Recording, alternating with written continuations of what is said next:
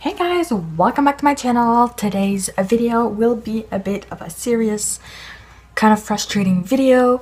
I will be doing a story time on how my ex-boyfriend caused a car accident.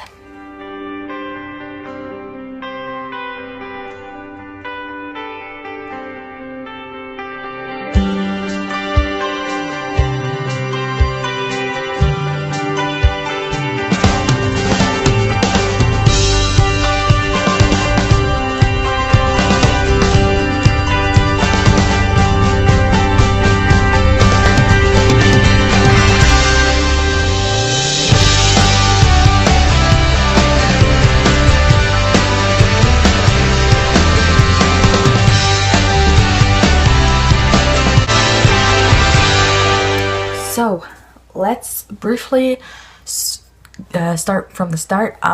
In 2015, I started dating a guy.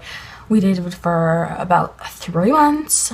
I had a lot of fun with him. I did a lot of trips and stuff. It was fine. Then he cheated on me. So of course I broke up with him. Like, what's the deal? So I left him. A bit later on, I started going out with Nathan, my boyfriend. That is currently my boyfriend. And Nathan was his friend, my ex-boyfriend's friend. And he didn't like that at all. So he got really pissed, obviously. He started texting me bad stuff. He was harassing me. He was telling me that I was a slut, that I was the one that cheated on him, that I was a bitch, like all the names you could possibly find in the Bible. And like, honestly, like, get over it. And then he was starting to pass in front of my place like 3 or 4 times a day, and like driving really fast. Like, it wasn't a long road. He would do that in like 2 minutes. It was like incredible. And yeah, so that he was really harassing me. And then he started harassing my boyfriend.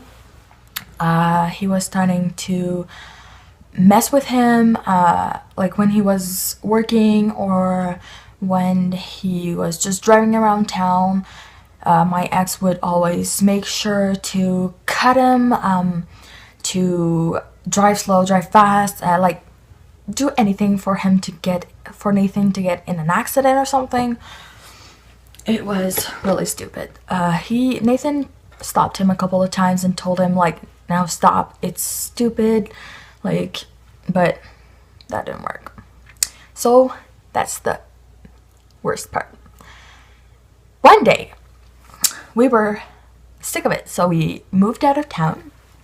And one day we had another day we had to go back in town to get some car parts for my car. And so we do that, nothing bad. So we get out of the parking lot, and who do we meet? Him. I don't know if you know, but I am really scared of that guy. Like, honestly, he is really bad. And I'm just pissed and really scared of him. So he saw us. So he starts breaking in right in the middle of the road. And I'm just like, Nathan, please don't do anything. Like, I don't want to get in trouble. I don't want you to go to jail or anything. So just please just go around him and let's go home. So he listened to me. We ran around him.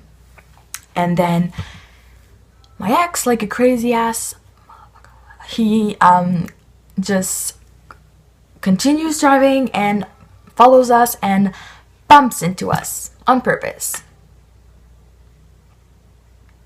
Like, what are you doing? So there's a big dent in the car. It's just banged into us. So now we stop at a red light. There was a red light. And then he follows us still. He comes on my side because he's afraid of my boyfriend.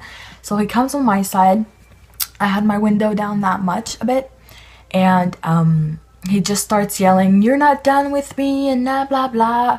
Like, he wasn't talking to me. He was talking to Nathan. Like, why don't you go to his size? Like, honestly. But anyways, so yeah, he was like, "You're not done with me, nah nah nah," just blabbering some threats and stuff. And I was like, oh my god. And then he finally stops blabbering, and when he leaves, he scratches all the front car, he scratches all the front car, like the light was destroyed. And then he goes to leave, brakes, and backs up into us. Seriously, you had to back up in the lane when you're not allowed? Like, seriously, just back up into us? So that's 3 hits on our car. And then he just leaves. Like, what the heck? I was so pissed, so scared. I start bawling. And like, I'm not afraid to say it, I am really scared of that guy. So I start bawling my eyes out, and my boyfriend just wanted to go and like kick his ass. But I was like, no, don't do that. You're gonna go to jail. He's gonna do anything to you. Like, don't touch him. So what was funny about this is that the police station was at 2 minutes, like right beside. So Nathan just goes to the police station, tell what's happened, and then the police was like, "You should have called us," and stayed there. We were in the middle of the road, and the station is like there, honestly. So anyways, and then we tell them the car, and then they go see him. He obviously said that it wasn't true.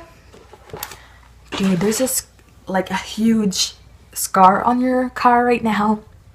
Doesn't make sense. But yeah, so blah blah blah and all of that, and then we had to meet with detectives and blah blah blah. And that was 2 years ago. Well, a year and a half ago. And like, now we're in 2017. It happened in October 2015. And we're still not done with it, because he got tickets because of that. He has to go to court for criminal, so things like criminal harassment, using a weapon, because a car is considered as a weapon.